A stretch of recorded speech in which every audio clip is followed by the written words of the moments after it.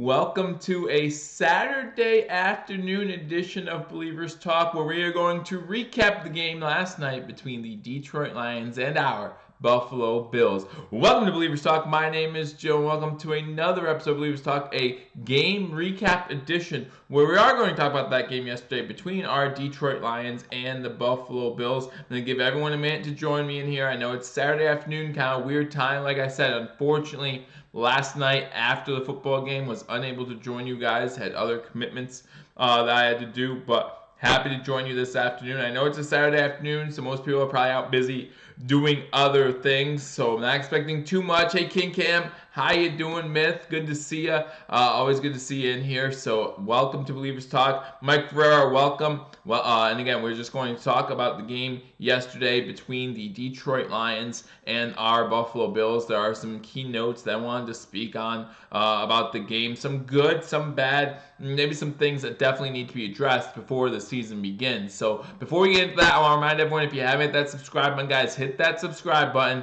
And once you hit that subscribe button, hit that notification bell. If you hit that notification bell, you'll be notified when we go live, when we post new videos. We're going to have a lot of great content in 2019. Most of you already know, teaming up with Hashtag Sports to give you every single Buffalo Bills game play-by-play and reaction. Not only here on YouTube, but on sportscaster.com as well. Links in the description below, so make sure you hit those up for all the greatest 2019 Buffalo Bills coverage. Welcome, Apex. Not much going on. Just looking forward to breaking down this game yesterday, bringing down some of my news and notes. Some that most people probably already know about, some that most either channels or somewhere else have already spoke upon, but I look forward to doing that. Also want to tell you about my teaming up with www.bewarethestampede.com. Go check out the link below. Click on it. Go to this website. It gives you a bunch of Buffalo Bills information. It's like a one-stop shop. And they have blogs on there. They have, of course, my stuff on there. And soon he'll be doing podcasts as well. So check him out, bewarethestampede.com. So let's talk about that game yesterday between the Detroit Lions and our Buffalo Bills. I think we're going to start off with the good, then work our way to the bad. The good is, first, Andre Roberts starts with the opening kickoff, right? So Andre Roberts, I think, solidified himself as the special teams guy for the Buffalo Bills going into the regular season. Remember, guys, this is the last time we're going to see these regular season guys prior to the start of the regular season. None of these guys going to play week 4, at least that's what we hope, and so we will see probably a bunch of backups in week 4, so I look forward to seeing what they have, because a lot of these guys are roster bubble guys or guys who won't make the roster, who are looking to make other NFL teams, maybe even the practice squad. But as you watched the game, you saw, like I said, Andre Roberts started as our kick return guy, and then you saw McLeod back there a little bit as well, kind of mixing it up, kind of like we did last year as well. I think between Isaiah McKenzie and McLeod, I think only one of those two guys stays, to be honest with you. I think they both can do basically do the same thing. They're the same player. So I think actually we keep Ray McLeod, maybe get rid of Isaiah McKenzie. But let me know what you think in the comment section, what you think about those two guys. So the starting offensive line was Dawkins, Spain, Feliciano, Long, and Ford. Feliciano, of course, in for Mitch Morse, who hasn't played this preseason, was hoping that he would play in this game, but the coach saying that it's mostly for precautionary reasons that he is being held out and he has nothing to prove, as Sean McDermott said. First string offense, it was in the first half, it was all about the rushing. Guys, I thought LaShawn McCoy looked good. I thought Frank Gore looked good. I thought they both did really well, making space for themselves and, creating. Even when they created 4, 5, 6 yards, when it looked like there wasn't much there, fighting for those yards, I think they both looked really good. I think we should be really excited about the complement of backs that we have in the backfield. You're talking about McCoy, you're talking about Gore, you're talking about Singletary, who had the touchdown, you're talking about Yeldon, who might be making this team. All 4 of them played pretty well. Yeldon, I liked him in the pass game. In the running game, wasn't that impressed with him. But in the pass game, man, did he show up in that second half, especially with Matt Barkley. Can't say enough about that, and that's kind of why we got him, right? We knew that he was a threat in the passing game at running back, and that's one of the reasons why we got him. I see McKenzie staying as McLeod has practice squad is really very possible that we keep McKenzie and put McLeod on the practice squad. Not sure if McLeod will clear waivers. But if he does, then yeah, he's definitely practice squad eligible, and we would see him there. Another good thing is, and we're talking about the wide receiver position, Duke Williams gets another touchdown, and it's exactly why the Buffalo Bills or a team like the Buffalo Bills would want a Duke Williams. It's the exact type of touchdown that we don't get from anybody else on our wide receiving core, right? There was pretty much a jump ball, even though he didn't have to jump for it. He got the ball. I would extend my hands all the way up, but they were off camera. But he extended them to the fullest extent, got the ball at the highest point, and just kept it up there. So the smaller defensive back couldn't even get to it, right? We saw plays like that with Calvin Benjamin, where it was just put your hands up. No one can get it. Well, we saw that from Duke Williams yesterday, and that's really good to see that touchdown. That's exactly the type of wide receiver the Bills need. And so if Duke Williams fits that mold, if Duke Williams is that guy, Duke Williams might have made a case for a spot on this team those past with week 2 and week 3 preseason. First string started off slow, but finished strong. The first string, and we'll talk more about Josh Allen. He only had 6 pass attempts, so it's really hard to get into rhythm when you're doing that. I feel like he proved enough to Dable in that second game when he went 9 for 11, where we really focused on the run a little bit more, and also penalties had a lot to do with that. And we'll talk about that in a minute as well. But yeah, I was really impressed with the running game. I was really impressed with Sean McCoy. I was really impressed with Frank Gore. Singletary came in, he only had 1 rush for 9 yards, but it was a touchdown. So he came in and did his thing as well. And then even like I said, TJ Yeldon in the passing game did pretty well. I thought Marcus Murphy closed the game out strong. I don't see a spot on this team for Marcus Murphy, unfortunately, but I thought he closed the game out strong and looked pretty good there. Hey James, how you doing? Duke looked like KB was supposed to. Yeah, absolutely. And that's why I'd say, yeah, Duke definitely. I mean, how many times do we yell at Calvin Benjamin to do exactly what Duke did yesterday in that game? Catch the ball at its highest point. You're mostly going up against defensive backs who are smaller than you, so just leave it up there. Just leave it up there and just say you can't get it. I'm the youngest of 5, so do you know how many times my older brothers would just hold something up and be like, you can't get it, right? Then I kicked him in the nuts and I got it. But still, that's not the point because in the NFL, that's actually a penalty. But you just want to get that ball at the highest point and just leave it up there. So good to see that from Duke Williams, and then we hope to see that in the future. Maybe he'll play week 4, but if he doesn't play week 4 of the preseason, that's because he does have a roster spot. So look for that. We saw Zay Jones with the 2s. I thought Zay Jones looked pretty good. I saw he missed a couple blocks, so we want to look at that. Continue to watch that. I normally think he's pretty good in the blocking game. I saw they did miss a couple blocks yesterday, but nothing to be too concerned about. Had 3 catches, all with Matt Barkley, I believe. But that one catch was really nice. The one catch where he dives to make the catch, they reviewed it for offensive pass interference because he pushed off, I guess, but no pass interference called.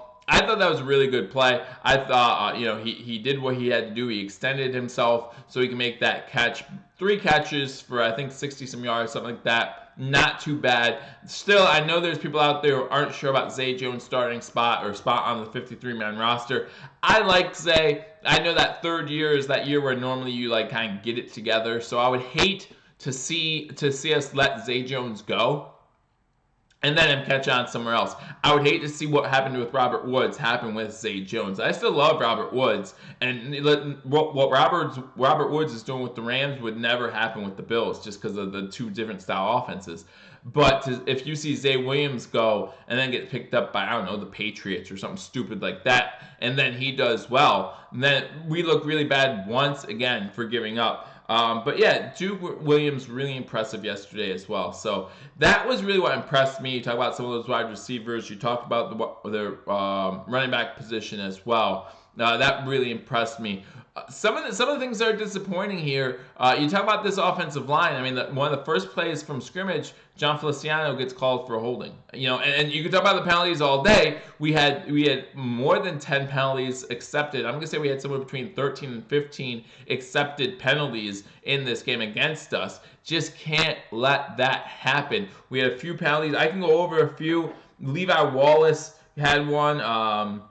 Jordan Phillips had another. Cody Ford had another. Mike Love had another. Like I said, there's one in Feliciano. Lafayette Pitts had one. I think Lewis had 2 or 3. Russell Bodine had 2.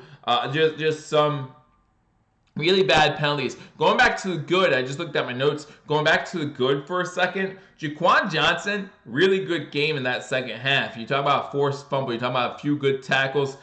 Just some good coverage downfield. There was one play that the Lions quarterback extended it for quite a few seconds, and yet Jaquan Johnson was there to break up the pass after he threw it. Just a really good game by Jaquan Johnson. I was really impressed with him. I know that he's on the roster bubble, possibly not going to make this team, but man, I just thought he played out really well. He would be practice squad eligible. This is a guy that I would look to see on our practice squad if he doesn't make the 53-man roster. So I wanted to go back to the good, give him his props for there. Another good thing as I look at my notes, Steven Hauschka is back at it again. 1 for 1 from field goals. I think it was like a 43-yarder or something like that. 2 for 2 from extra points. Exactly what we needed to see from him, okay? We didn't need to see him try kick a 61-yarder like Matt Prater did at the end of the half. We didn't need to see that. We just need to see consistency from 45 and in, okay? I would love to have consistency from 50 and in, but if I have consistency, if I have a perfect kicker of 45 and in,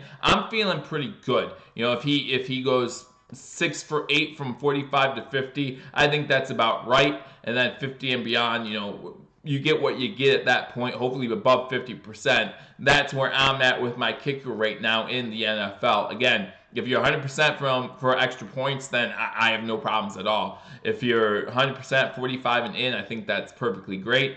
If you're 50% from 50 back, that could be expected sometimes. We're not all Justin Tuckers. We can't all kick 61-yarders like Matt Prater did. I think we're looking just fine at that kicker position. I think Steven Hauschka gave us a little bit of a reason to kind of calm down when it comes to talking about Steven Hauschka. But going back to the bad again, I talked about the penalties, some really bad penalties, and as was alluded to earlier by the Evil Crazy, it started off slow. Well, it was hard to get into rhythm with all those penalties, right? Like I said, first drive, Feliciano with the holding call, right? I think it was on a nice little run by McCoy. He gets a holding call. We go back 10 yards. All of a sudden, our offense is a little more predictable, and we're unable to move the chains. We started off 0 for 5, 0 for 4 on third down conversions, and that's because the average third down was beyond 3rd and 5. I'm pretty sure it was like 3rd and 7, 3rd and 8. You're not going to convert third downs at that rate. You're just not going to do it. So we need to get better consistency from our offense, less penalties, of course. The penalties killed us. But something worse than the penalties I want to talk to you guys about too, the turnovers. Guys, there were a lot of turnovers in that first half. Now, luckily, the biggest mind blow to me was when Josh Allen throws that pick. He's running off to the sideline, throws across his body, which he even alluded to in an interview later in the game. He should have learned his mistakes his rookie year. That's something he cannot do. Throw that ball away. Now, luckily, we get bailed out with a roughing the passer penalty, but we can't bank on that because it was a pretty weak roughing the passer penalty. Was it roughing the passer in today's NFL? Probably, because he did put his hands on him when he didn't have to. But at the same time, pretty weak. We get away with a pass interference call. Apex, I'll get to that in a second as well, because I talked about that in the pregame episode too.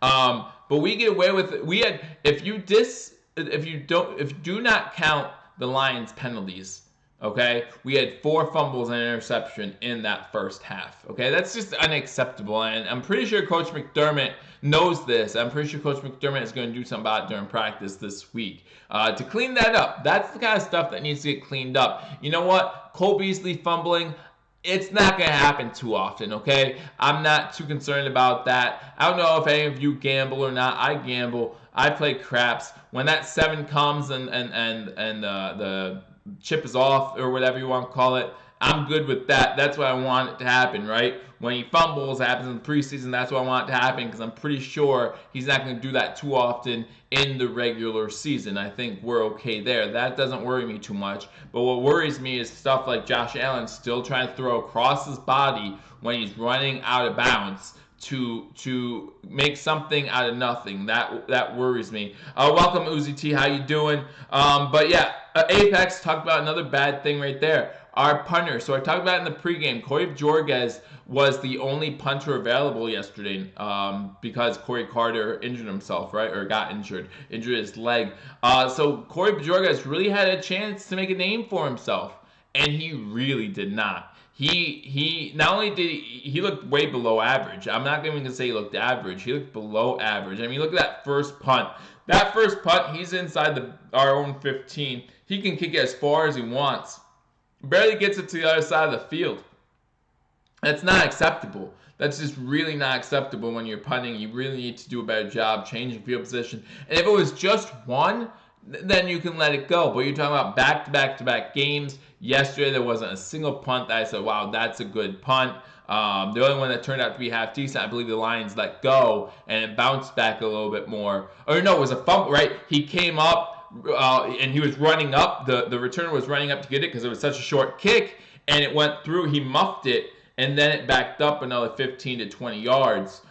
For the Buffalo Bills to make it look better than it actually was. So there was just nothing impressive about Bajorges yesterday. I don't know if this means Corey Carter has a leg up on the competition, pun intended, or if we need to look elsewhere for our punter. But this punting competition, I think, is leaning heavily in Corey Carter's favor, or we need to look somewhere else for a punter because I just don't think Corey Bajorges is going to cut it. I thought he did good the first couple games last season before he got hurt. I thought he did good. I thought he was going to actually win this competition this year, but I just do not see that happening now at this time. I think we need to move on from him. Hopefully Corey Carter's ready to go week 1. If not, we need to look for a punter other than Bajorges because, like I said, that's just not going to get it done. I think he averaged maybe just over 40 yards a punt. We need to do a little bit better than that in order to be a punter in the NFL. So what did you think of the running game? James, talked about this a little bit earlier. Welcome to Believers Talk. I really thought the running game was impressive the whole way down. You go from Frank Gore starting the game, LaShawn McCoy starting the game off, Frank Gore to Singletary. Even McKenzie had that touchdown run to Marcus Murphy. I thought they all looked pretty good. TJ Yeldon, I was not impressed with TJ Yeldon's running game, but his ability to catch out of the backfield, I was impressed with that. So overall, I give our running attack yesterday a B+. I mean, I thought it was really good. Do I think that my...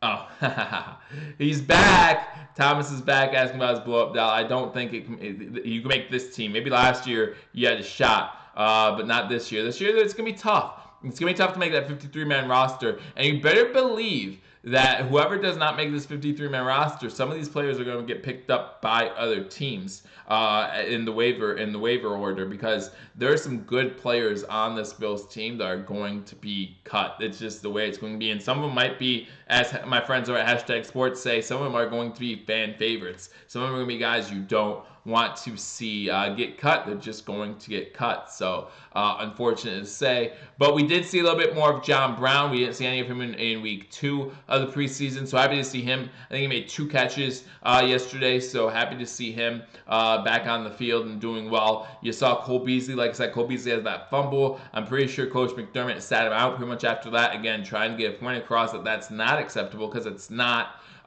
So you do want to talk about that. You want to talk about some of the ugly to say the injuries, right? Let's first talk about the injuries. You talk about Quentin Spain going down. Frank Gore got a little Charlie horse in that game on that late hit. I was glad to see some of the Bills players kind of getting in the face of the Lions after that happened. Show a little fight. This is the preseason. In the regular season, I might be more okay with that kind of hit, just because you're not 100% sure Frank Gore is going out of bounds and you don't want to take that chance. But this is preseason. He was obviously slowing up to get out of bounds. No reason to come across like that. But he did. He got penalized for it, so that's what the refs can do. They can get that 15 yards for it. And luckily for us, it was just that Charlie horse. Like I say, you did see Quentin Spain go down and have to be carted to the locker room as well. So you don't want to see things like that. You do hope that he's okay, and we'll learn more as this weekend goes on. Probably by Monday, we'll know the extent of that injury. Obviously, there was big concern when Tre'Davious White went down. It looks like he will be okay. Looks like he just has a bruise of some sort, a quad bruise, something like that. So he'll be okay come week 1. He was laughing on the sidelines, joking with the guys, saying he's okay. Frank Gore came back into the game, and so did Levi Wallace. Levi Wallace got dinged up. He came back into the game, so good to see there. As Levi Wallace was our cornerback 2 once again. So you have to think that Levi Wallace has pretty much cemented his case as the CB2 for the start of the regular season. That's great. It's great that we have that set that way. I really like Levi Wallace. I think he's doing a great job. So I look forward to seeing Teron Johnson in the slot. Maybe have Kevin Johnson come in from time to time. I think it's going to be a great mix in our backfield. I think our defense played really well overall. I think Stafford did pretty good for his first appearance, but I think our defense held their own pretty good overall. And I was really impressed with Tremaine Edmonds, again, flying all over the field. Looks like he's ready to go. So I'm really excited overall for where this Bills team is heading into week 1 of the regular season. Again, the starters are not going to play the last week of preseason I don't even know who we play against. I'm not going to lie. I think we play against the Bengals maybe, but can't be the Bengals because we play the Bengals week 3 of the regular season. But it doesn't even bother me. I don't care. I'll watch it, but I just don't care who we play. Like to figure out the fight out of the guys, including Cody Ford staying up for Snacks Harrison for a dirty play. Yeah, you know what? Cody Ford did all right. He did have that holding penalty. I did see a couple plays where he was getting pushed back pretty good, but I thought Cody Ford did much better this game than he did in week 2. I look forward to seeing what happens with him in the future. The Vikings. Thank you, Apex. Play the Vikings week 4.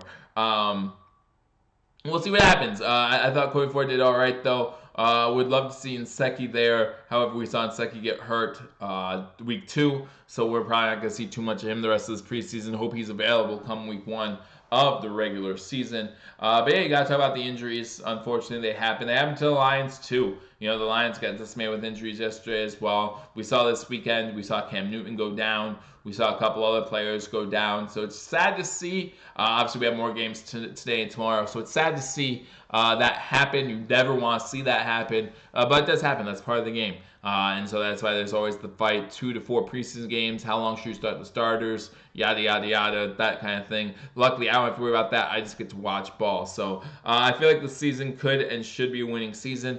I feel like you are correct. I feel like a lot of Bills fans feel that way. But no one else has given us that respect. So, for me personally, and by the way, this is the end of the 3rd preseason game, so you know that my predictions are coming up soon, so I hope you guys stay tuned for that. Again, hit that subscribe button, hit that notification bell, like this video. If you're not watching this live, leave a comment. Tell me what you thought about week 3. Tell me what impressed you, what you didn't like, maybe some things I did not cover here in this video. Happy to get back to you then too. But my prediction show is coming up. But yeah, I think that there's no reason to not think the Bills can have a winning season. This defense, Micah Hyde was interviewed yesterday during the game. He talked about how they've been disrespected by the media. Again, we were the number 2 overall defense last year, and no one's talking about us. And so that gets the defense a little angry. Some defense players have a little chip on their shoulder, and I'm happy. That's what Coach McDermott wanted when he was talking at OTAs about this defense getting hungry or this defense getting a little bit nasty, I think is what he said. So let's hope that happens. Get that chip on your shoulder. Listen, no one's talking about us, but soon they're going to have to talk about us because we're going to wreak havoc on the league, and hopefully that includes Mr. Brady and the hat-wearing Patriots. All right? I hope that includes them as well. We shouldn't fear anybody. Tom Brady has not bode well against us the last 4 games he's played against us. I mean, yes, the Patriots have won those games, but for other circumstances. So, yeah, I think 10 wins is not out of question. 11 wins might not be out of question. 12 wins, we'll talk about it. We'll talk about it in my prediction show. But I put it like this. This is how I put it. I expect us to finish at least 8-8 this season, right? but I don't expect us to make the playoffs. It would be nice if we made the playoffs. I think we can make the playoffs. And again, I'll give my prediction show later this week, but I don't expect it. Next year is when I start expecting this team to be built, right? We trusted the process when Coach McDermott said trust the process year one. Okay, year one we made the playoffs. Some people say it was a fluke. That's fine, but we'll see what happens. J. Anthony, welcome. I'll talk about that in a minute here. I think you're crazy, but I'll talk about that in a second. But yeah, next year is when the process is over, and we should really expect to be fighting for the division. In my opinion, I think this year we absolutely have a chance to make the playoffs, maybe fight a little bit for the division. But yeah, I mean, come on, this is still the Patriots division, right? Until proven otherwise. And so I think that's the way it's going to be. But next year, I expect big things from this team. The only way that you can't is if you see Josh Allen do worse instead of better. But I think next year is going to be a big year for us. Have a lot of cap room again. Brandon Beane's doing great work. I am really happy with what Brandon Beane's been doing, and Coach McDermott so far has been coaching really well. So I look forward to continue to watch the progress of this team. I think this team is going to continue to improve. And like I said, I'll give my prediction show later this week. I hope you look forward to it. I look forward to it. Anthony comes in and says, I truly believe Matt Barkley is our best option for now. I don't know if I agree with that, but let's say you're right from a playing standpoint, right? Let's say Matt Barkley, in your eyes and others possibly too, is playing better than Josh Allen right now.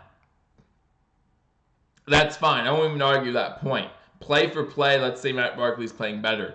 Do you really want to sit the second-year guy after you started him most of last season? What does that do for his confidence as a player? And you say you can't worry about confidence, but no, you have to. These young minds can be fragile, and if you don't have the confidence to play in this league, you're not going to play well. We've seen it time and time again. So maybe Matt Barkley is playing a little bit better than Josh Allen, but I think we have to agree that Josh Allen's ceiling is better than Matt Barkley's, right? I think Josh Allen's floor is also worse than Matt Barkley's, but Josh Allen's ceiling is better than Matt Barkley's, and that's what we have to go on. Remember, just last week, week 2, 9 for 11 over 100 yards, and he led 2 scoring drives, okay? We can't be upset with that. We can't frown upon that. Again, I think that I think that Josh Allen is playing pretty well. I'm actually really comfortable with where he's at going into the regular season. And we also have to remember Matt Barkley may be playing better. And again, I would argue that fact with you from time to time too. Matt Barkley may be playing better, but he's going up against the twos.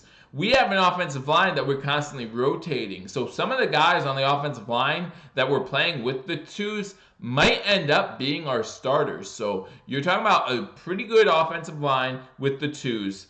You're talking about good receivers, right? We talk about the depth in receivers all the time. Talking about some pretty good receivers going up against the other team's number 2s. So it might, and same thing with running backs. You know, talk about the depth at running back. We had T.J. Yeldon in there with Matt Barkley, and T.J. Yeldon was ripping up some teams. Yesterday he was ripping up the Lions in the past game. I think he had 3 catches for 38 yards, something like that. Really nice catch on the sideline. But if you watch that play, even that catch, a little behind him, when he's wide open, it's a little behind him. He has to adjust, make a difficult catch of what could have been and maybe should have been an easy throw. So that's where I'm at with Matt Barkley. I really like him as a backup. I think he's been playing really well this preseason. I do agree with you that he's been playing really well. I just don't know if you can start him over Josh Allen at this time, just because Josh Allen was our starter for most of last year. You know, beginning of the preseason, Sean McDermott said, this is Josh Allen's team. Well, what message are you giving to the team? What message are you saying to Josh Allen if you bench him for Matt Barkley? So that's how I feel about that.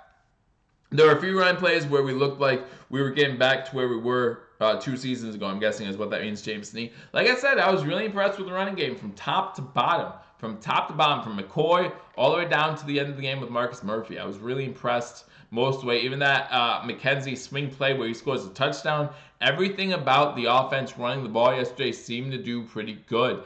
Very few plays I can remember where we lost yards on running plays. Maybe a couple 1-2 yard gains, but those can be effective too. We need those, Even having, we had 2 plays that were close to being challenged possibly. We had the team step up to the line, take a QB sneak, and just play second down. I remember Tyree Jackson did it, gained 3 yards. And again, when you have someone like Josh Allen and even Tyree Jackson, big bodies, right? They fall forward, they gain 2 yards. So it's not that bad. So we'll see what happens.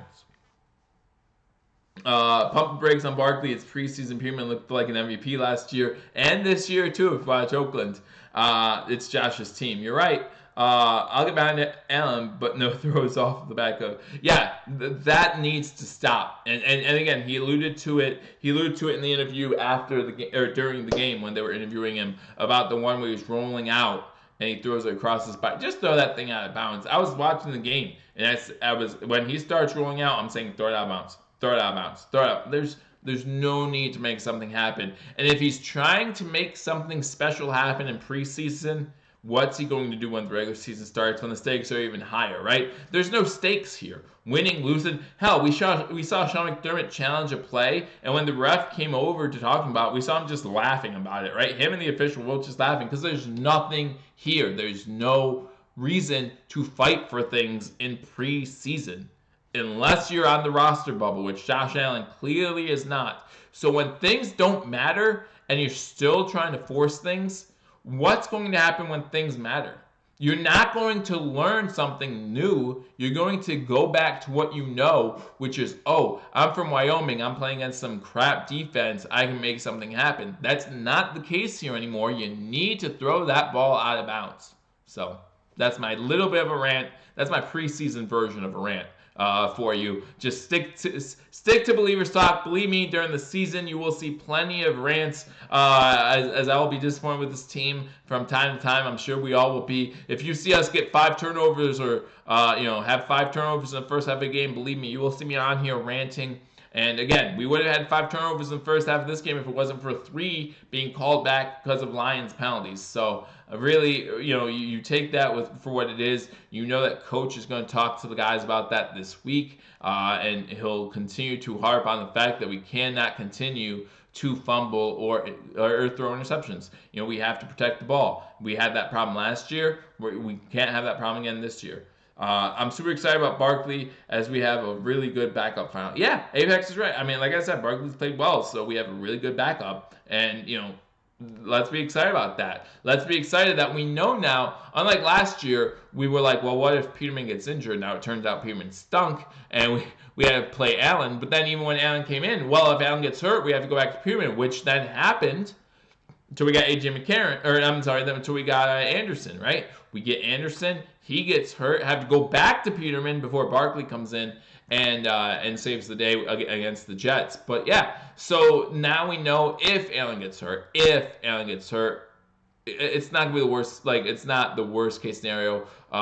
World's falling, right? Matt Barkley can do more than a serviceable job for a few games if needed. Now, if Josh Allen gets hurt for the season, something terrible happens, I really am not sure what to expect from Matt Barkley as a full-time starter. But we don't have to worry about that right now. What we know is we have a more than serviceable backup back there, and that's a comfortable feeling. I'm not gonna lie, that's a comfortable feeling knowing that Matt Barkley and Josh Allen probably on the same page, and Matt Barkley can take over this team if needed. The guys in the huddle won't have this shocked look if Allen gets hurt and this young guy comes in and they don't know what to do. Matt Barkley seems to be able to control that huddle just as well, and so he would be serviceable.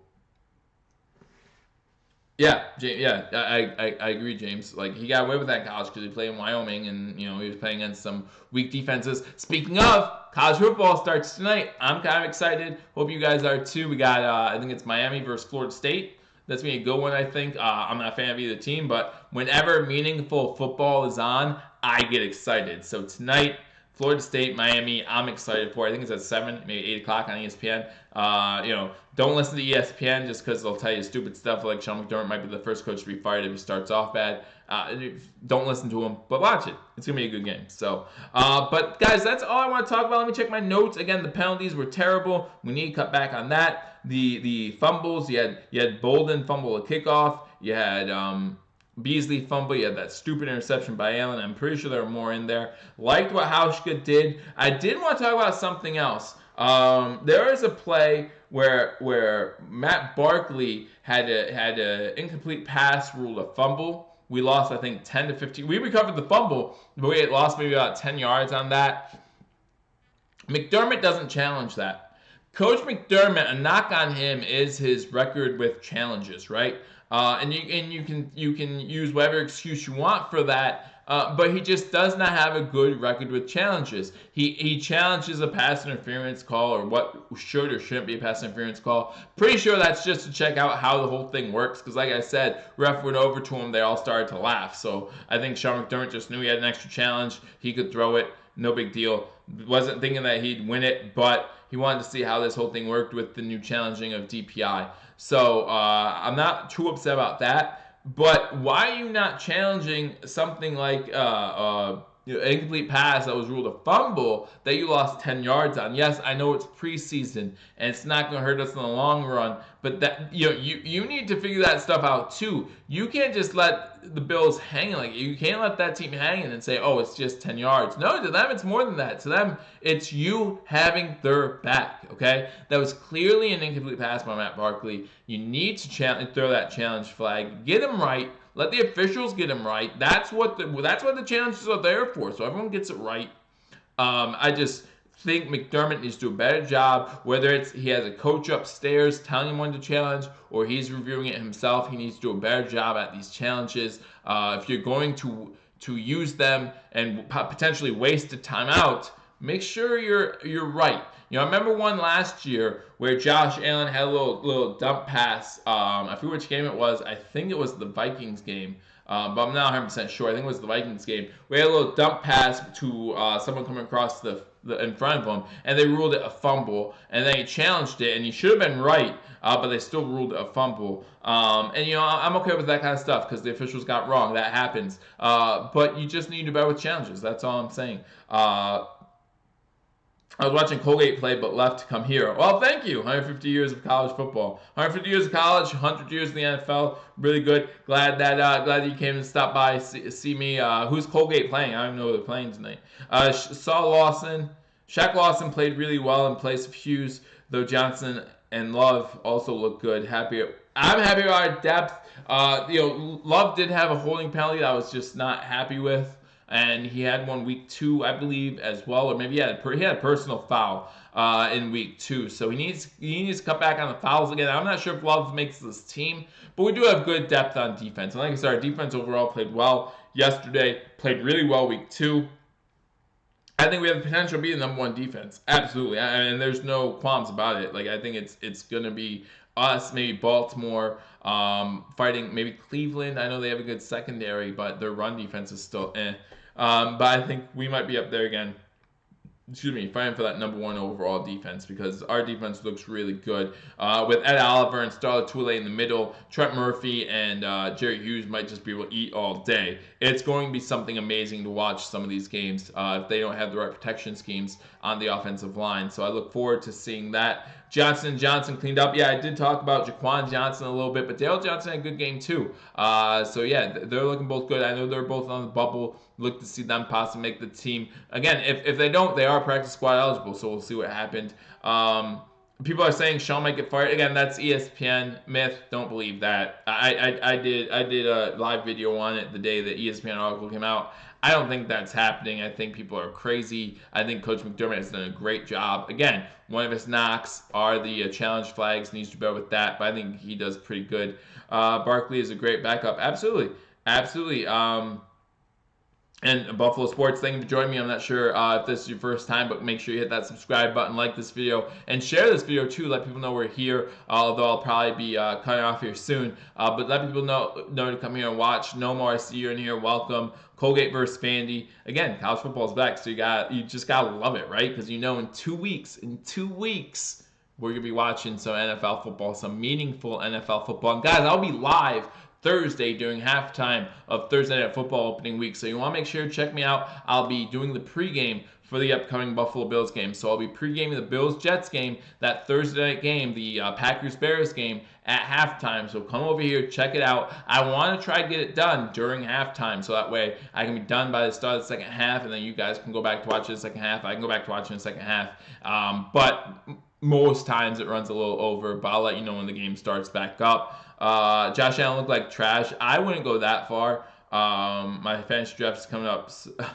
I would not say Josh Allen looked like trash yesterday. Again, it was hard to get in a rhythm with all the penalties that we had early on. I think the Bills, especially Dable, were more focused on the run game after Allen went 9 for 11 in week 2. Looked really good. I just don't think they wanted to risk anything as far as him taking too many 5 to 7 yard drops. He did have a couple nice runs in this game as well, where he saw the pocket was collapsing around him, so he scrambled. I think he picked up a first down with his legs one drive. So I didn't think he looked like trash. I thought it looked like he could do a little better, but not trash. So I wouldn't go that far. I know some people earlier in this chat commented about Matt Barkley possibly being our best option, and that might be true. But like I talked, as far as skill wise, that might be true. But when you talk about confidence in a team, confidence in a person from Josh Allen, you need to keep Josh Allen in at this point. This is his team moving forward. If he has growing pains, he has growing pains. I hated that throw across his body. There's no reason to keep doing that. Needs to stop doing that. But other